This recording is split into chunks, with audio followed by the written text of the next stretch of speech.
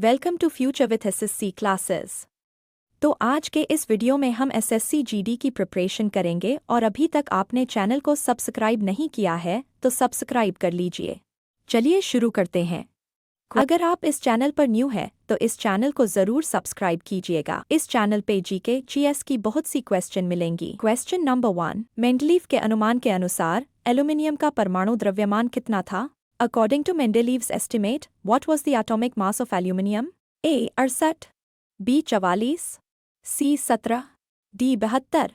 इसका सही जवाब है 68। मेंडेलीव का जन्म 8 फरवरी 1834 को रूस के साइबेरिया के टोबोल्स्क शहर में हुआ था। चलते हैं अगले क्वेश्चन पे। क्वेश्चन नंबर 2, अमरावती स्तूप निम्न में से किस राज्य में स्थित है? Amaravati stupa is located in which of the following states? A. Paschim Bengal, B. Gujarat, C. Andhra Pradesh, D. Madhya Pradesh. इसका सही जवाब है आंध्र प्रदेश। अमरावती स्तूप आंध्र प्रदेश के पालनाडु जिले के अमरावती गांव में स्थित एक बौद्ध स्मारक है। यह स्तूप ईसा पूर्व 3री शताब्दी और 250 ईस्वी के बीच बनाया गया था।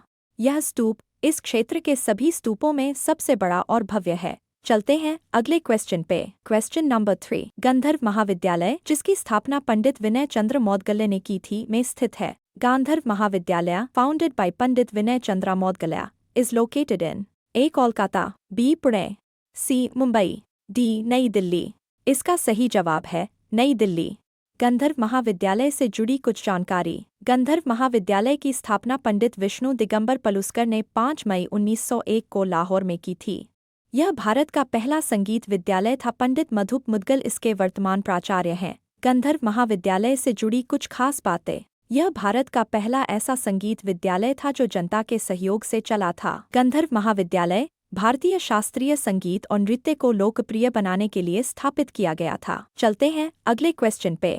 क्वेश्चन नंबर 4, बादशाहनामा के लेखक कौन थे? Who was the author of Badshahnama? A. Sadullah Khan, B. Bairam Khan, C. Abdul Hamid Lahori, D. Abul Fazl. इसका सही जवाब है अब्दुल हमीद लाहौरी।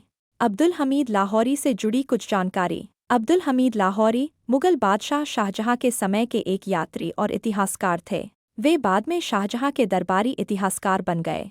उन्होंने शाहजहां के शासनकाल के बारे में बादशाहनामा नामक किताब लिखी थी। इस किताब में शाहजहां के जीवन और शासनकाल के पहले 20 सालों की गतिविधियों का विस्तार से वर्णन है। बुढ़ापे में कमजोरी आ जाने की वजह से उन्होंने किताब का 3रा दशक पूरा नहीं कर पाया था। इसके बाद उनके शिष्य मोहम्मद वारिस ने किताब को पूरा किया और अब्दुल हमीद लाहौरी की मृत्यु 1654 में हुई थी।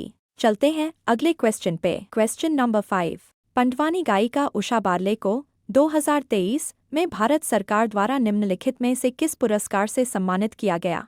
Pandavani singer Usha Barle was honored with which of the following awards by the Government of India in 2023? A. Padma Bhushan, B. Padmashri, C. Padma Vibhushan, D. Bharat Ratna. इसका सही जवाब है पद्मश्री। चलते हैं अगले क्वेश्चन पे। क्वेश्चन नंबर 6, मंदिर वास्तुकला की निम्नलिखित में से किस शैली में शिखर को देउल कहा जाता है? In which of the following styles of temple architecture the shikhara is called Deul? 1. Odisha, 2. Vesara, 3. Dravida, 4. अनागर। इसका सही जवाब है ओडिशा। अमरावती स्तूप से जुड़ी कुछ जानकारी। मंदिर वास्तुकला की ओडिशा शैली में शिखर को देउल कहा जाता है। ओडिशा के मंदिरों की मुख्य स्थापत्य विशेषताओं को 3 श्रेणियों में बांटा गया है: रेखा पीढ़ा, पीढ़ा देउल और खाखरा। ओडिशा के मंदिरों में देउल से पहले मंडप बनाए जाते हैं जिन्हें जगमोहन कहा जाता है। मंदिर वास्तुकला की कुछ और शैलियों और उनकी विशेषताएं। द्रविड़ शैली, नागर शैली, वेसर शैली, ये 3 शैली होती। द्रविड़ शैली के बारे में कुछ बातें। इस शैली में शिखर एक सीढ़ीनुमा पिरामिड के रूप में होता है जिसे विमान कहते हैं।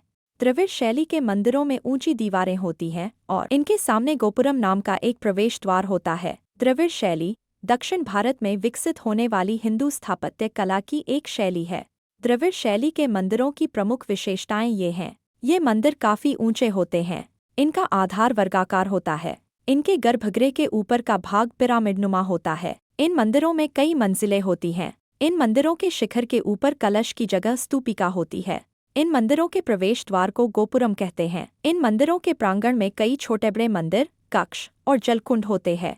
इन मंदिरों में जटिल नक्काशी और मूर्तियां होती है। द्रविड़ शैली के मंदिरों के कुछ उदाहरण। तंजौर का बृहदेश्वर मंदिर, मीनाक्षी मंदिर, मदुरै, रंगनाथ मंदिर, श्रीरंगम, तमिलनाडु, रामेश्वरम मंदिर, बेलूर में चेन्नाकेशव मंदिर, हेल्बिडु में होयसलेश्वर मंदिर, सोमनाथपुरा में केशव मंदिर। नागर शैली के बारे में कुछ बातें। इस शैली में घुमावदार शिखर को मेरू पर्वत का प्रतीक माना जाता है। नागर शैली के मंदिरों में चारदीवारी नहीं होती। नागर शैली उत्तर भारतीय हिंदू स्थापत्य कला की एक शैली है।